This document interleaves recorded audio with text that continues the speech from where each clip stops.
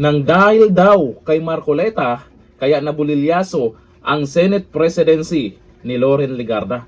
Meron daw 5 senador na ayaw kay Senator Marcoleta na mailagay sa Blue Ribbon bilang chairman. Kaya nagbago siguro yung mga desisyon nila, kaya hindi natuloy. Di umano, eto sa balita po ha.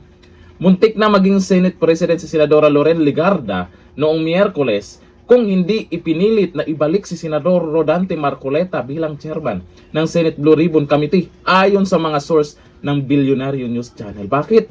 Sino ba itong mga senador na to na ayaw maibalik si Senador Marcoleta? Anong dahilan nila? Takot ba?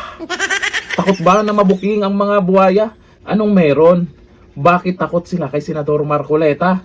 O ayon dito, 3 Senate insider ang nagsabi na nabigo ang kudita ni na Senate Minority Leader Alan Peter Cayetano at Senadora Amy Marcos matapos umatras ang 5 senador nang malaman na ibabalik si Marcoleta bilang Blue Ribbon Chairman. Ayaw, yun ang naging dahilan siguro. Samantala, nakakuha rin ng impormasyon ang kolumnistang si Ramon Tulfo na naupo na sanang Senate President si Legarda noong Miyerkules kung hindi lumutang ang impormasyon na ibabalik si Marcoleta bilang pinuno ng Blue Ribbon Panel. Bakit parang takot na takot kayo kay Marcoleta? Dahil ba ay magaling talaga siya? At hindi talaga, itong si Marcoleta kung napapansin nyo, hindi takot yan na ilabas ang katotohanan. Hindi siya, walang kinakatakutan niya, napapansin nyo sa Kongreso pa lang. Ngayon, dyan sa Senado, patuloy yung ginagawa niya. Sa totoo lang, mas marami pang naniniwala at bumibilib kay Senator Marcoleta kahit bago pa siya bilang senador. Mas marami pang naniniwala sa kanya kaysa kay Ping Lacson. Di makinig tayo sa kagustuhan ng mas nakakarami kung sino yung gusto nilang maging chairman dyan. Pero natakot, hindi natin alam, malamang natakot tong mga to. Kaya umatras, wag, andyan na si Senator Marcoleta. Pero sa pagiging Senate President naman, ang mga nakikita o nababasa nating mga comment, ang gusto po nila, ang gusto ng mga netizens, si Senator Cayetano. Magaling din naman na abogado. Itong si Loren Legarda, mukhang alanganin po yung iba.